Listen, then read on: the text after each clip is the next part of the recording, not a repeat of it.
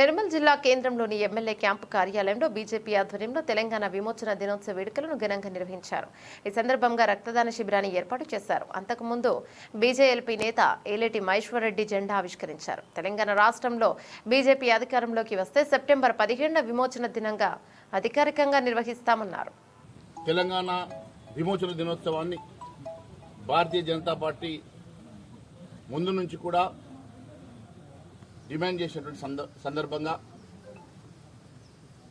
కేంద్ర ప్రభుత్వం కూడా ఈరోజు తెలంగాణ విమోచన దినోత్సవాన్ని ప్రకటించి అఫీషియల్గా నిర్వహిస్తున్న సంగతి మీకు తెలుసు.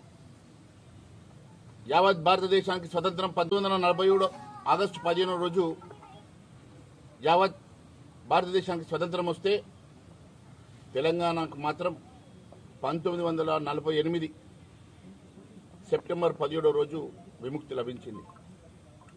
యావత్ దేశం స్వతంత్ర పవనాల్ని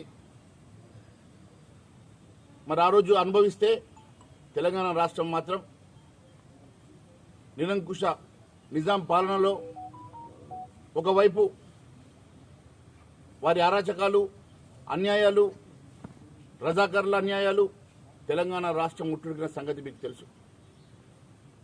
యావత్ తెలంగాణ రాష్ట్రం ఆ రోజు స్వతంత్ర దేశంగా ప్రకటించుకొని ఒక ఉన్మాదిగా ఈ ప్రాంతంలో మతోన్మాదాన్ని పెంచి ఈ రాష్ట్రాన్ని స్వతంత్ర దేశంగా ప్రకటించుకున్నటువంటి నాటి నిజాం సర్కార్ మెడలు వంచి సెప్టెంబర్ 17వ రోజు సర్దార్ వల్లభాయ్ పటేల్ గారు ఈ రాష్ట్రానికి, ఈ ప్రాంతానికి విముక్తి కలిగించి స్వతంత్రాన్ని ఇప్పించి భారతదేశంలో విలీనం చేసుకున్న సంగతి మీకు తెలుసు.